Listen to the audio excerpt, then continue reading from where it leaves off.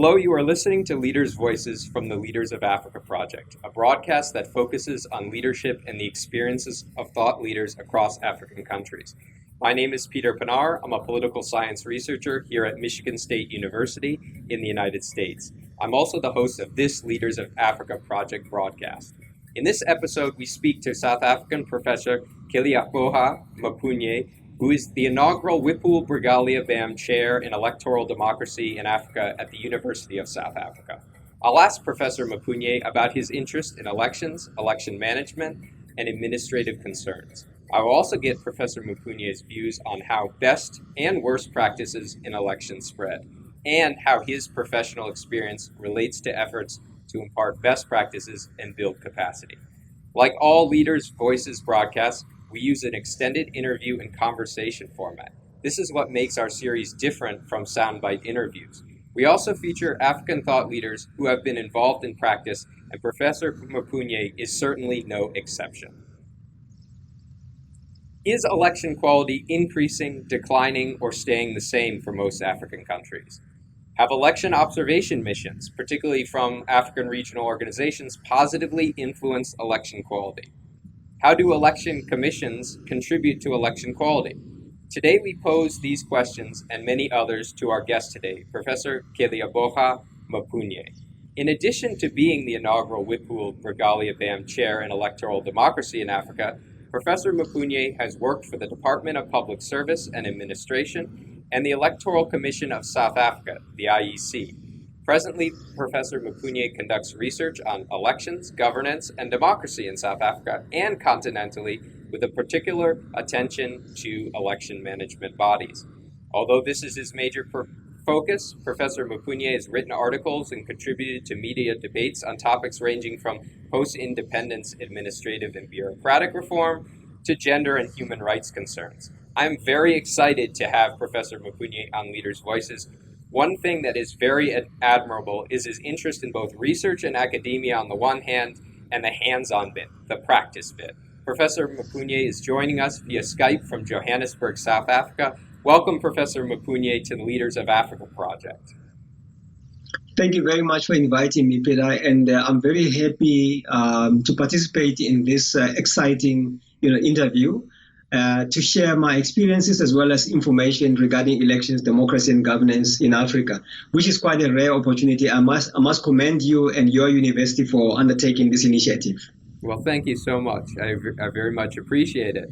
Now, let's start with a little bit background about yourself before we get into some of the issues that we want to discuss.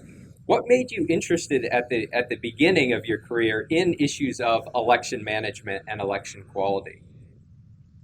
Actually, Peter, that's a very good question. I came into the election space by default, if you like, because in 2003, I was appointed Senior Research Specialist focusing on democracy and governance at South Africa's Human Rights, Human Resources, HSRC, Human Sciences Research Council. I'm getting tongue-tied here. And the HSRC itself was focusing, guess what, on elections. Mm-hmm. And the country was due to have a massive election in 2009, where a new president was obviously going to be elected with a new cabinet. And the HSRC was requested then to undertake analysis of, electoral trends, what people want about these elections, do elections matter in any case, and what happened since South Africa's, historic 1994 elections that brought Nelson Mandela to power. Mm-hmm. So initially it was a pioneering initiative, and I got involved as among the first researchers with the Human Sciences Research Council. So I then, my interest in elections was already sharpened. Not that I didn't know about the elections. I knew, like any political science scholar, student, academic, I knew about the elections, but the interest wasn't that intense. It became intense immediately after, we were asked to undertake that project. And guess what? Eventually, I then went to do analysis in the media about election trends up until that election in 2009. And then thereafter, of course, I joined the IEC, the Electoral Commission of South Africa, as you mentioned earlier. And I see that you completed your PhD at the University of Essex in the UK. And I'm curious, How was that experience completing your PhD? And if you can recall, what was the topic of your dissertation? I'm curious. You will be surprised that the topic of my dissertation was nowhere near elections. It was about the South African senior civil service structures, roles and perspectives on change in selected government departments in 1994. So the PhD itself was focusing on what the British scholarship then called the SCS, the Senior Civil Service. Mm-hmm. And there was this trend, obviously, to understand what we call the political administrative interface, the relationship between the senior bureaucrats who are in Congress in the American situation, but then in South Africa Parliament, as well as the DGs or Directors General in the South African system, to see how they relate to the ministers, the politically appointed, public representatives. So for me, it was quite an exciting PhD because I was able to look at power in practice. From the administrative side as well as from the politician side, and now taking that experience to the Human Sciences Research Council as well as this research on democracy, elections, and governance, actually was able to show me what happens behind the scenes. The very same guys that I would have interviewed about 2 or 3 years earlier, now having to go to them and look at what they are doing in terms of elections and how to promote democracy, seeing that this was an exciting era, historic era. Nelson Mandela has just come into power, and he was previously a prisoner who was apparently doomed to die in prison, and suddenly you have this president, and now he's all gung-ho, he's so excited, and he's saying that South Africa can be the best country in the world. It was excitement, really. So for us as researchers, this was a new mine dump that was to be excavated, that was discovered, and to that extent my PhD experience was also brought in to this space now about elections. But if you want to take me back to the research itself, it actually wasn't that different from what I'm doing now. It's just that right now what I'm doing is practically focusing only on things to do with ballot papers, election management bodies, as you mentioned, voters and so on. But there I was looking at the other side. Once people have already voted, they now have a government in power. Is this government delivering? And if it's not delivering, what should be done? Is this president, this cabinet, and the whole executive accountable to the citizens? So for me, it has actually brought in the world of practice as well as the world of the research and academia together. And actually, it's a unique experience, Peter, because I have discovered that in Africa, this chair is the only one, actually, which conducts research on elections, is based at the university, but it also is able to interface with the election practitioners out there. Like I'm going to Mauritius this next week to engage practically with a sitting election management body in Mauritius. And when I come back, I will be able to share that information with the university, maybe present a seminar or something. So it breaks the academic practitioner divide, if you like. Mm-hmm. And we're going to talk more about that as we go through. And as you mentioned, now you're focused really much on the practical elements of elections and election administration. So let's turn to that topic. And I want to start with something that has interested me, even in my research, the issue of election observation. As we see, election observation really began after the end of the Cold War. In a variety of different contexts, both in Europe, but also, increasingly in for African countries. And I'm curious, when you think about election observation more broadly, how has it evolved, in the African context over the last 20 years? Actually, for me, I would say over the last 30 years, because I'm thinking, as you were speaking, I was thinking about Ghana's, founding elections, Ghana being, among the first countries to obtain independence from the British colonialism and so on. And so shortly thereafter, we had this, fascination about election observation. I tend to prefer dividing the topic into two. There's election observation, then there's election monitoring.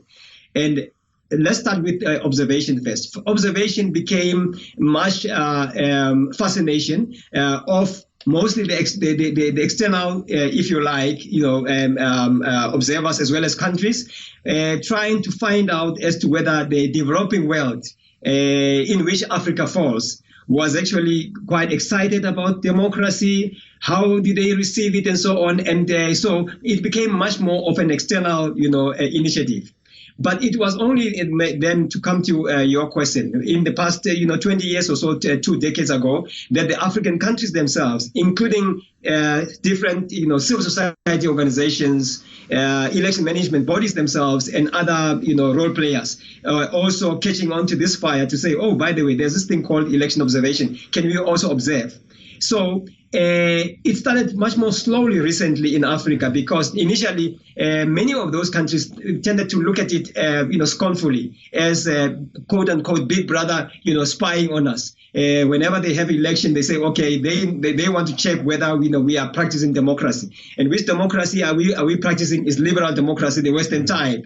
So they want to come here to see whether we are sticking to the rules. And if we are not sticking to the rules, big brother is going to wield the big stick, which is, aid and punish us by not giving us the money. So it was more like a compliance type of thing to say, okay, we have to allow these observers and be good boys and good girls during the time when the elections are running, because if we don't behave, they're going to punish us by, withdrawing the money.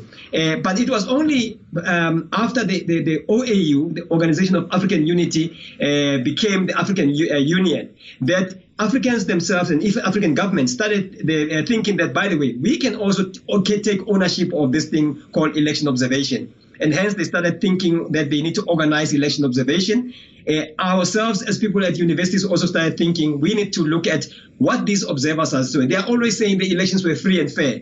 Can't we interrogate this thing, empirically and see what methods and mechanisms they're using to declare an election free and fair? In fact, why do they declare the election free and fair when immediately after they have withdrawn, there's a violence like it happened in Kenya in 2007, or in Cote d'Ivoire or the Ivory Coast, shortly thereafter? So election observation has now recently become, I would say, the fad, the in thing. Everyone is talking about it and so on. But my worry, Peter, is that it's still done relatively as, a ticking the box type of thing, where a group of observers are going to be assembled together. They get sent to some country. It's like a zooming in, zooming out type of thing. That's the term that I use. They come in there, about 2 or 3 weeks before an election. Sometimes some of them even less than 7 days before an election, a major election, I should say. They come in there, they just tick the boxes. They go to the major capitals, and then they are very eager to write their reports. Because they are getting this per diem, this daily subsistence allowance. They are looking for that money, and then of course they leave. And so I tend to think that it's not very rigorous. It's quite questionable. Some of us, when I observed the elections in Zimbabwe in 2013, I was one of those observers who said the election was relatively free, but in my view it wasn't fair.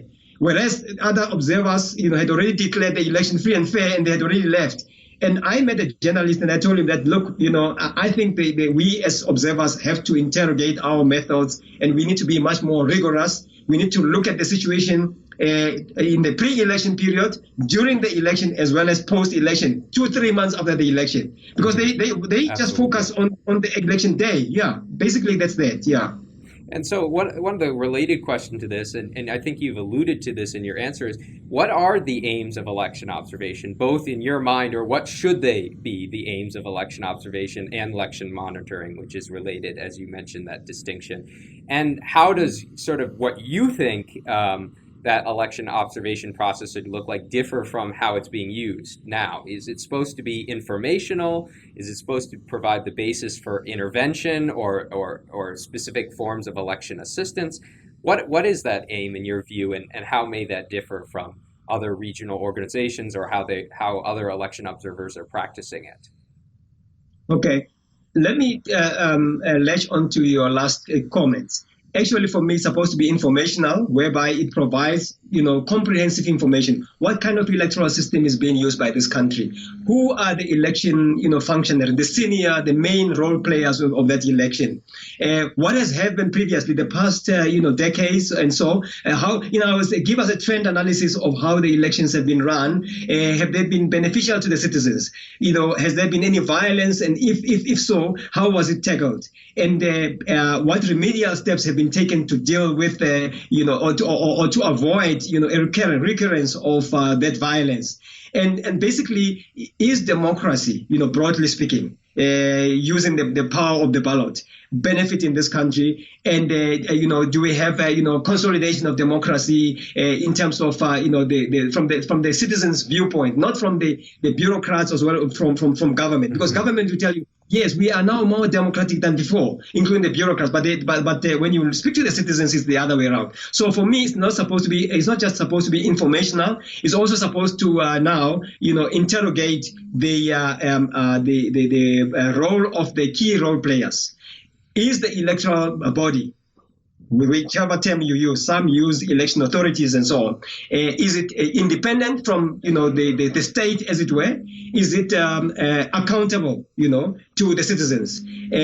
How independent is it? Is it autonomous from the state? And is it able to impartially and independently run the election such that we have a legitimate outcome which reflects the wishes of the majority of the electorate? So for me, it's informational, but also interrogating the deep-seated, often avoided or often neglected, big questions. Like if you look at Zimbabwe, for instance, in 2013, to go back to the Zimbabwean case, there was in 2002, what some observers have called massive rigging, including, violence. But then we had an election in 2013 where, none of those, issues happened. We had an election which produced Mugabe again, and some, suspected that he has stolen an election, but they didn't know how. Some said no, but he must have used intimidation and the armed forces. And we discovered that, in fact, to some extent, this is what happened about, 6 months before an election. 6 months before, the key election management bodies started descending on Harare, which is the capital, to come and observe the election. And when they came in, they found that the stage had already been managed. So we would like that kind of approach, which is much more intense, which is wall to wall, in between a major election, long after an election has happened, and long before an election is to take place. They need to give, that kind of analysis. Unfortunately, that kind of analysis, Peter, can only come from the likes of, researchers like you and I, scholars, academics, and so on, because the EMBs, the election management bodies, normally say, no, we can't provide that. It's too intense, and it will take too much of our time. So those are the things. Yeah, and I wanted to talk about that a bit. When we look at election observation missions, obviously they're not all the same, and I think you've been alluding to this. You talked about the genesis of the African regional organizations and how they gotten involved. We have, we have both ad hoc and standing domestic election observation missions, such as those in Southern Africa, the election support networks in the SADC countries. We have regional observation missions such as ECOWAS, SADC, obviously, and the African Union has been very much involved in longer-term observation, which you talked about as being important throughout that election cycle, or at least expanding it a bit. And then we have, international and NGO missions such as the EU, the Carter Center, and then the Johannesburg-based organization, the Electoral Institute for Sustainable Democracy in Africa, ISA.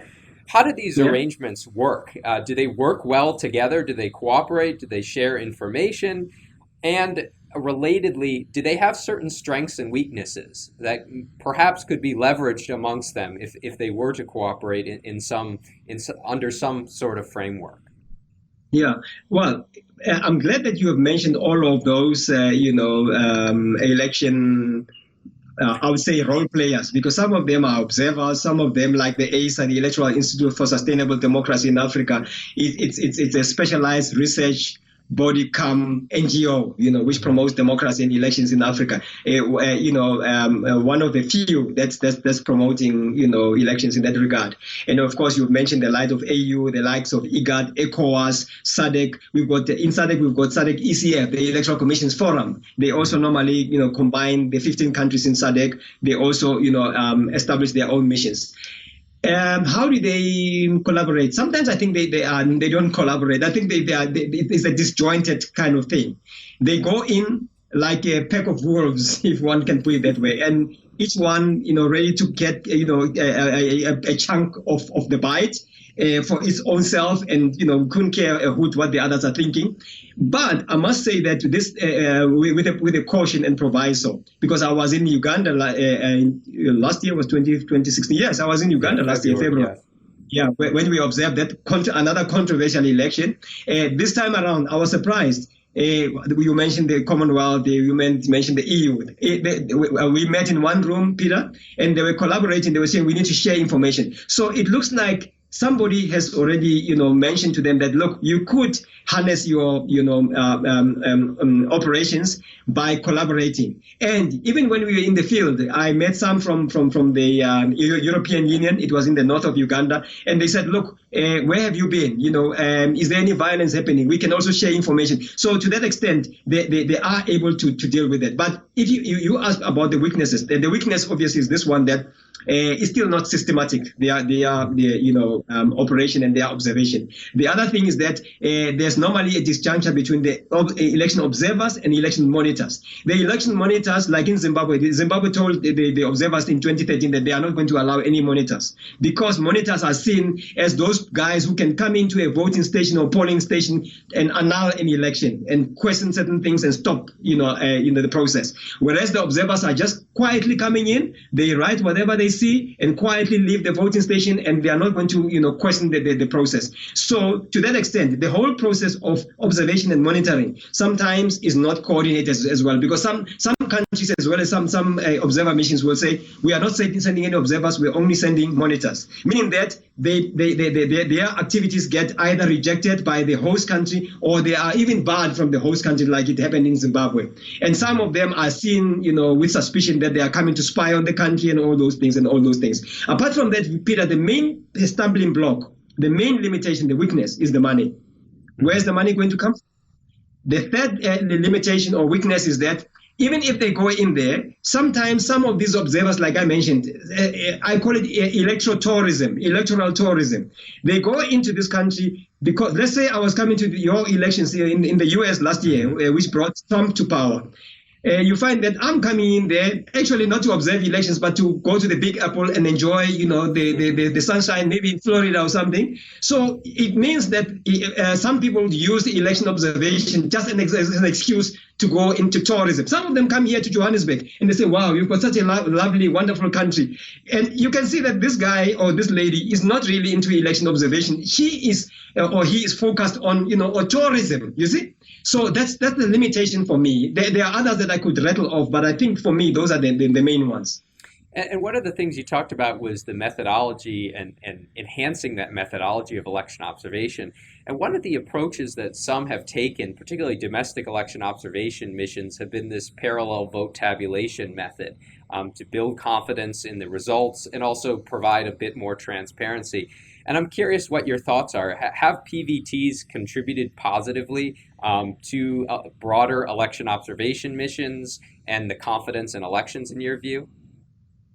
I believe exactly that where they've been used, like in Uganda, this has worked. Unfortunately, Peter, you have to deal with the legislation and the procedural aspects. Some countries would not have legislation that specifically bars such practices, but the procedures might not allow. Or some countries will say we don't allow parallel tabulation. So in that case, you are only limited to what's available. So, but where they have been used in some other countries in Africa, like Malawi and I think Zimbabwe to some extent, not intensively, I would say that it has worked. In fact, for me, it's one of the mechanisms that can be used to enhance election, the role of elections in democracy. The other one is this issue of auditing the results. Unfortunately, it's only recently I was invited to a SADC ECF Electoral Commission's Forum of the Southern African Development Community meeting last year, where they were now warming up to the idea. The idea has been used in Latin America and I think in some other countries, in Asia and so on,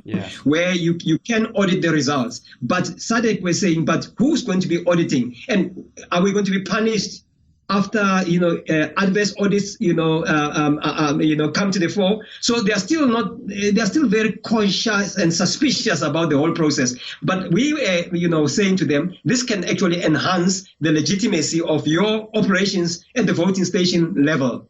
Very interesting. And one question to sort of wrap up this discussion about election observation and you've talked a little bit about this, is what do you think are some of the successful cases of election observation, if we can think of that? And it doesn't have to be complete successes, but what have been generally successful election observation missions? And then what are some recent elections that you think were failures, where election observation really failed to carry out the mandate they should have in those cases?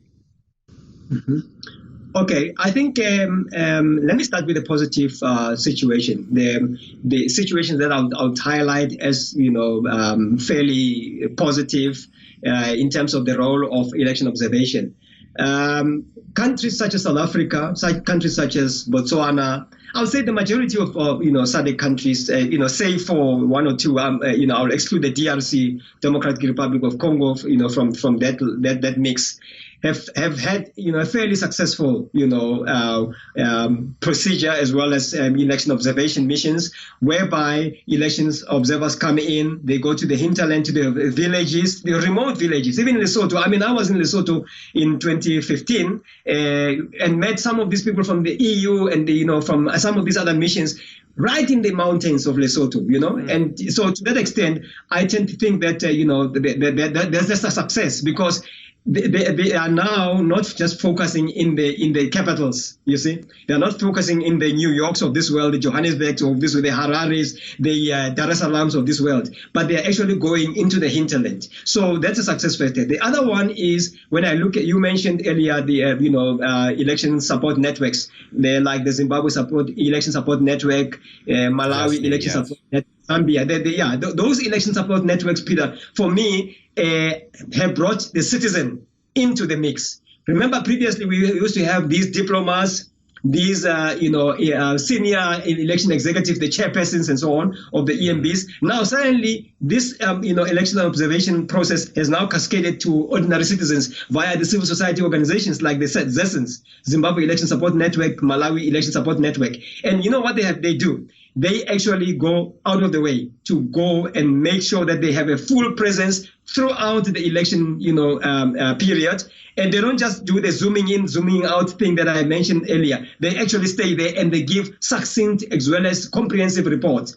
So to that extent, when I looked at their role, for instance, last year in Uganda, I met so many of them in different parts of the country, Peter, and I was quite impressed that, so this actually maybe what we need to do. We need to have more citizens, election observers in there. So those are the successes.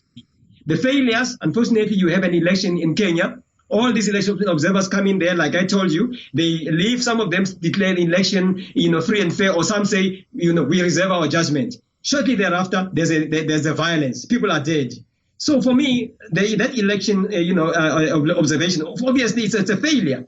The one that happened also in countries like, the Ivory Coast, Cote d'Ivoire, it's a failure as well, because you have election observers going in there, and of course they say declare the election then free and fair, or they reserve their comments, but then you have violence. In South Africa last year, in the local government elections, we had some sprinkling aspects of violence, isolated pockets of violence in our KwaZulu-Natal province. That's the Durban area. Some people were killed.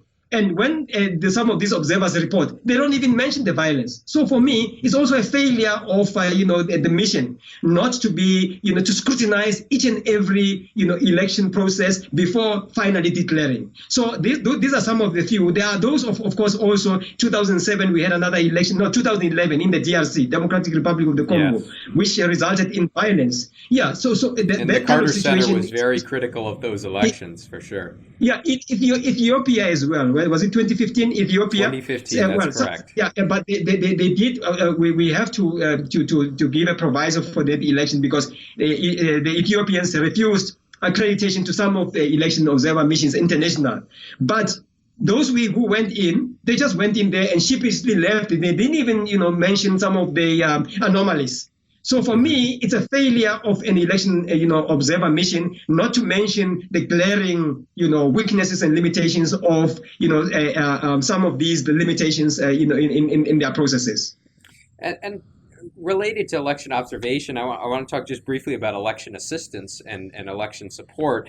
And I'm aware that you're involved with this management of democratic elections in Africa, the media program at UNISA. And I'm curious, what is I'd like you to talk a little bit about the program and how does this program really help fill in some of the gaps about election management capacity, which we'll talk about a bit later in the interview.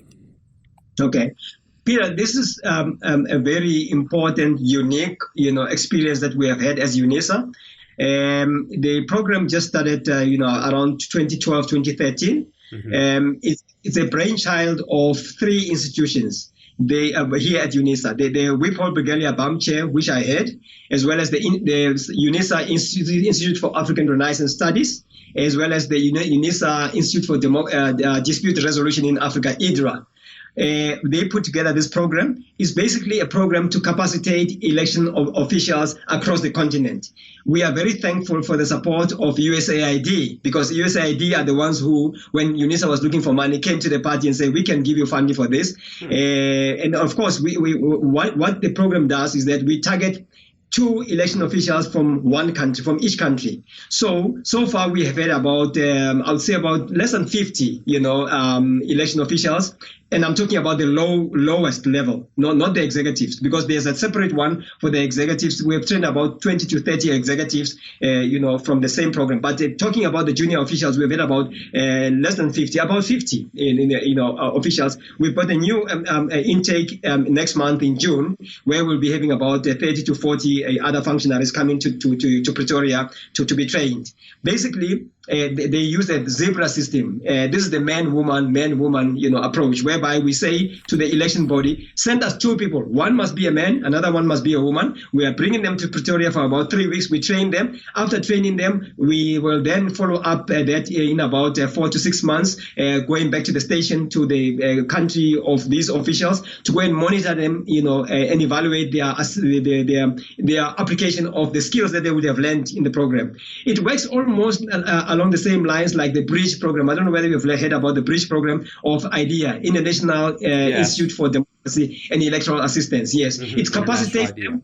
We take them through what we call the electoral cycle, civic education, party, funding, the issue around the role of the election, commission itself, the independence and, autonomy thereof, looking at the issue of party political activities, looking at voter education, voter registration, and the whole, gamut of issues around the election, the running of elections. So to that extent, we have received massive positive feedback from across the continent. Last year, I was in the Gambia assessing just before that election. Wow. That election, yes, that brought Yahya Jammeh down. Incidentally, the commissioner who I met with, he was quite happy that the election, went very well, and he was happy that the head of state was going to step down because he lost the election. But guess what? He refused to step down, and then of course the rest is. Yeah, but when I was there, they were very appreciative of the USAID assistance as well as UNISA's role in capacitating their officials, because there they use marbles. They don't use ballot papers. Yeah, they use a UNISA system, but it's also helping to capacitate them. So to answer your question, the course has so far been very, very useful. We haven't covered all the 55 countries in Africa. We still have to cover some more, but so far it's a very, very good positive start in the program, and it is helping them to bring the turnaround, to deal with the challenges that we have faced, where you had previously biased election officials, some of them being prepared to collude in the rigging of elections and so on. So whenever we take them, we have seen that those that we have trained, they are quite positive. They want to run elections, fairly, impartially, and independently, and maybe this is the success of the program. Yeah, and it does impart very good best practices across election commissions. It sounds Absolutely. Like by doing this approach and having such Absolutely. A great reach. And I'm curious, what are some of the good election practices that you think are diffusing? Thinking broadly outside of the program, but also your experience, in managing and being involved in this program. what are some of the best practices that are spreading across African elections today? The very first one, which is very important, an EMB or election management body must have a voter's roll that can be shown to the parties and shown to the citizens well before an election is held to say, this is the voters roll or voters register. Some countries use the term. If you don't have a voters register, like it happened in Zimbabwe 2013, observers coming there, there's no voters roll. Now, that is the stuff of cloak and dagger, and there's the stuff for chicanery, because anything can happen. Mm-hmm. You cannot have an election that is legitimate or that produces a legitimate outcome. So for me, the most important one is having this election register that is available, which can vet the people to vote, prospective voters, to say these are the people who are able to vote. Even when there are objections or anything, you are able to go to the voters' roll and say, listen, Mr. So-and-so or this voter was registered. The second issue is the fact that EMBs, election management bodies, when we train them, we are increasingly mentioning this issue of having this safe, healthy distance from the state and the government in power. That election management bodies are there purely to run elections freely, impartially, and fairly. They shouldn't be, slanted to one side or to be worried about the government in power and so on. Unfortunately, Peter, with the African situation, we have the situation of the politics of the belly. One scholar calls it that. I think it was Jean-Francois Bayat, politics of the belly, whereby almost every official, whether it's in elections, whether in some other, kind of, sector of the state, they are constantly worried about what am I going to be eating tomorrow, and the patronage network tends to stretch across, including the EMBs. And we keep telling them that, listen, when you are running elections, you cannot be part and parcel of the patronage network. You have to make sure that the election that you are running is going to be free, fair, impartial, and is going to reflect the wishes of the electorate that has voted. And those electorate must be legitimate. They must not be ghost, voters. They must be, available in the election register. The third issue is voter education. We have discovered, and I've discovered throughout, my experiences across the continent, that these guys are not providing what I call wall-to-wall voter education or civic education. In other words, the citizens must be informed about the electoral, the type of election that is going to be held. The electoral system, is it first past the post? Is it a unitary system? Is it a proportional representation? What kind? And in fact, what are the implications of this electoral system that they have for the government that they are going to be choosing? And this can only be done with this kind of intense, comprehensive, wall-to-wall civic education. Unfortunately, if you ask me, across the continent, none of these EMBs are doing that, and we are constantly engaging them. Increasingly, they tell us about the money. We don't have the money, but we keep telling them, but you are getting votes from the national parliament, the legislation. You need to make sure that you put voter education or civic education as one of the top priorities that you are going to be doing in between major elections. Those are the key issues that I think, for me, are the success factors. The weaknesses, obviously, are so many, like I've mentioned, and of course, we'll get to that. And one question I had about these best practices is, in what settings do these best practices spread in sort of the most productive way?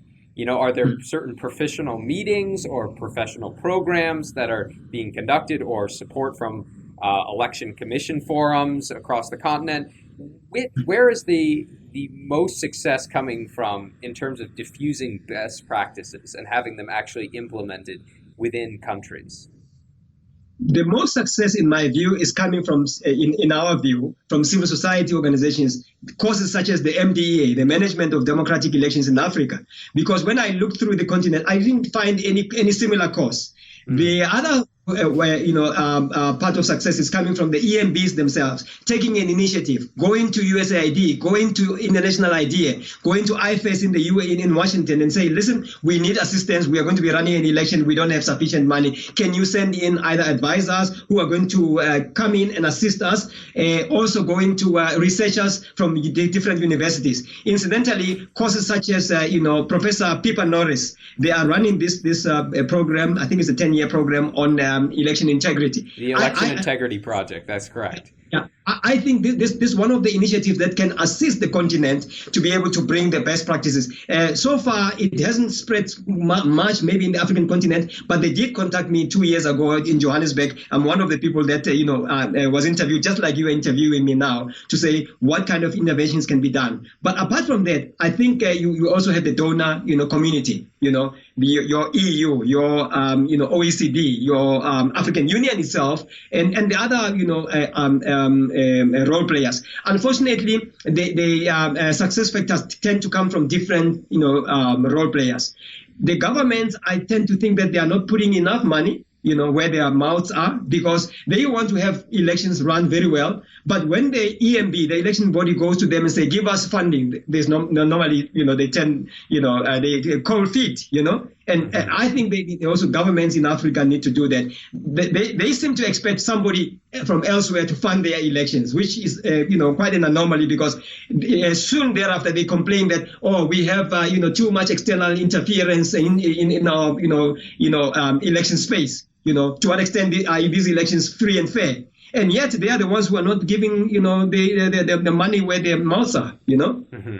That's true. And the funding of elections has been an issue, including the issue in the DRC and in other countries as well. And you've talked about how that's part of the impetus why election commissions do seek help or assistance is for financial support for various reasons.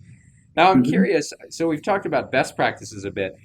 We also have the worst practices, and they can also diffuse, as you know. And for example, the suspension of the internet before and during an election, a limiting of campaign activities, the arrest of opposition leaders after elections. We see this diffusing. And I'm curious, in your view, how much are these spread of worst practices an issue right now? And are there any particular worst practices that you are more or less concerned about? Let me start with the last question. For me, the worst practices are the ones that you have mentioned. I was one of those people who were caught up in Uganda. We couldn't send any emails, no WhatsApp, no Skype, nothing. Yeah, the ordinary citizens also couldn't even use their cell phone, mechanism to send money from one town to the other, which I hate that this is how they send money to their relatives, simply because there's an election and the government is, this Ugandan corporation has decided to close shop, shut down everything. So the shutting down of the internet, as well as the shutting down of communication, for me, is one of the biggest threats during an election. The other one is the violence, whereby it's violence from the state, but it can also be violence from vigilantes, in countries such as the DRC, in Kenya, it happened. I'm not so sure about the Cote d'Ivoire, Ivory Coast, but I know in the case of Zimbabwe, you had these so-called people's militias, who are also, roaming the countryside, as well as the armed forces, being used to intimidate not only the citizens, but even the election functionaries, telling them that, listen, if this election of yours is not going to produce, the results that we are expecting, you are going to be in trouble, So that violence can also be one of the biggest things. The other issue is, EMBs or election management bodies, as well as election officials that are biased blatantly, or that you can really see that these ones are either working for the state. They don't see themselves as impartial, free, fair. They see themselves as state functionaries in the first place before they can see themselves as operating in this space, which requires them to be impartial. So that is also a big problem. The other problem is the issue of the electronic voting, or the EVMs, electronic voting machines. Nowadays, a number of election management bodies have indicated that they would like to use EVMs. Well, some of them are still reluctant to use them, but for those that have expressed a willingness to do so, you wonder whether they have really thought through about this issue, the safety of this thing. We all know what happened in Florida. How do they forestall issues such as that Florida election, where this machine is busy churning votes in favor of one candidate and not the other. Apart from that, also the situation that happened in Kenya, where the EVMs failed. I'm worried that they are still going the same route.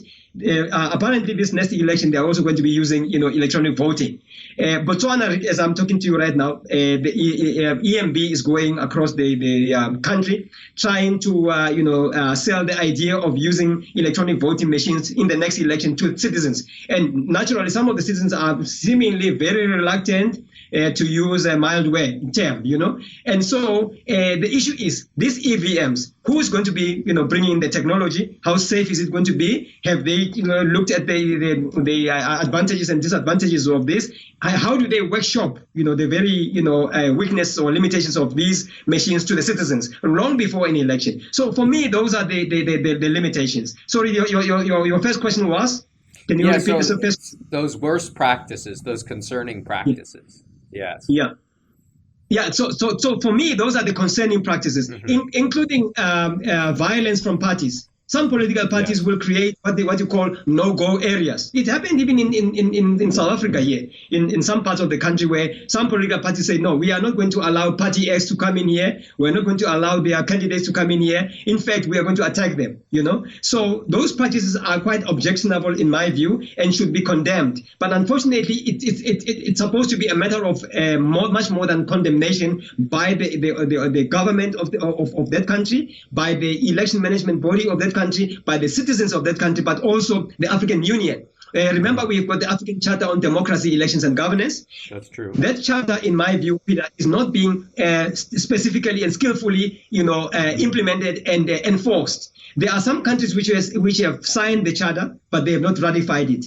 Some have ratified the charter, but they are not implementing it to the full. Some have ratified and signed it, but they're just quiet about, its, provisions. So for me, those weaknesses, the limitations, those best practices, I think would be, addressed by, the charter, as well as the African Union principles on democracy and governance, as well as the SADC principles in the case of the region where I am. There are also ECOWAS principles.